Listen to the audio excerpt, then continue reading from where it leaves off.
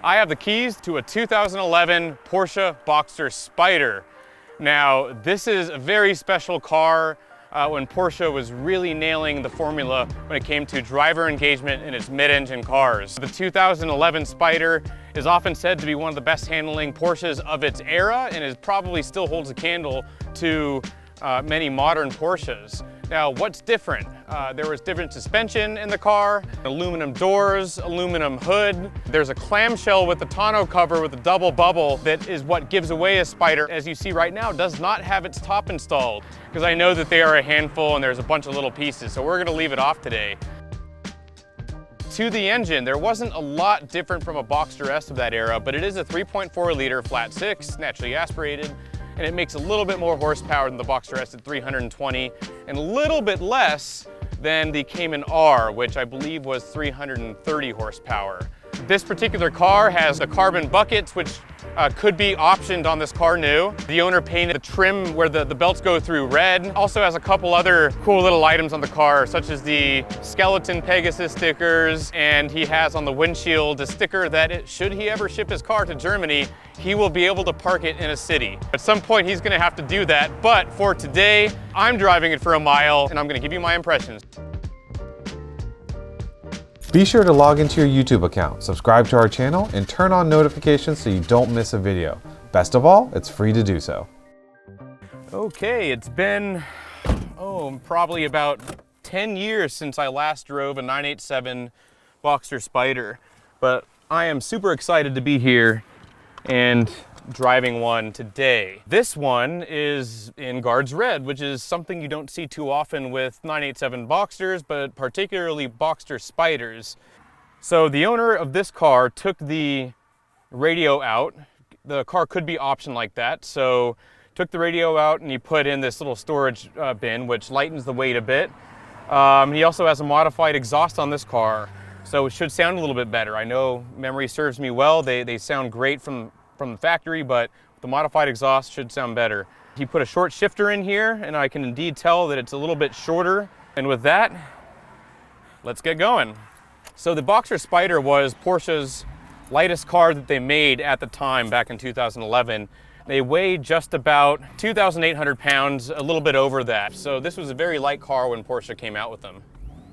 Oh yeah, there's the modified exhaust. Now I'm very familiar with 987s, so it'll be interesting to see what this car feels like.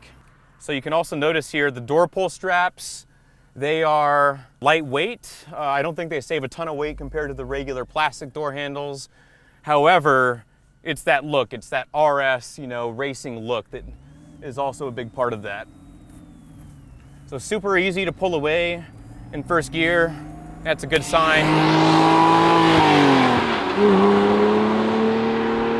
Yeah, and my own car has a lightweight flywheel now, so getting into this, I can definitely see this does not have a lightweight flywheel. Sounds great.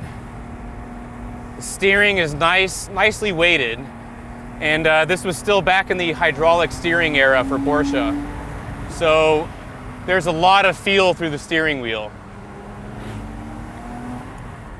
That exhaust sounds really good. It's that right amount of loud versus sounding good, but not too loud. It doesn't, it's not gonna echo super loudly off these canyon walls and attract a ton of attention.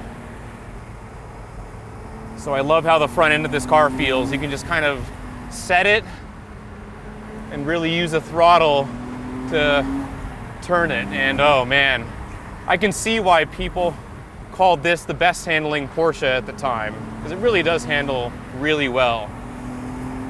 The ride is great. The shocks soak up bumps really well,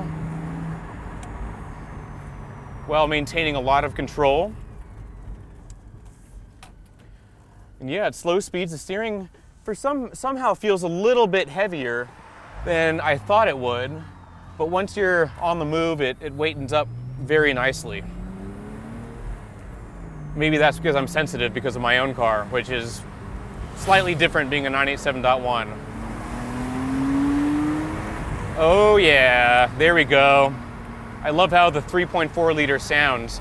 Now this engine has direct injection and it has a closed deck.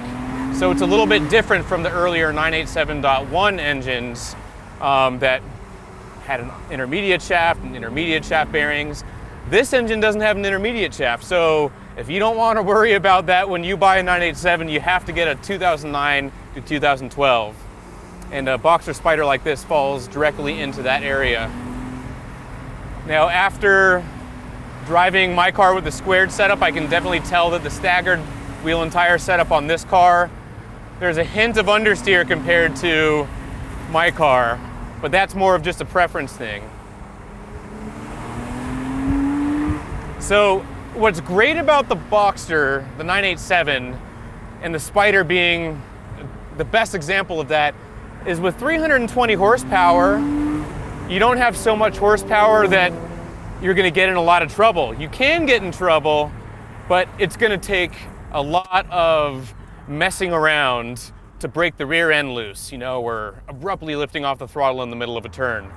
So this is, I think I drove this car a little bit harder than on a normal 1 mile review because I'm so used to 987s, but it also speaks to the chassis tuning of this car.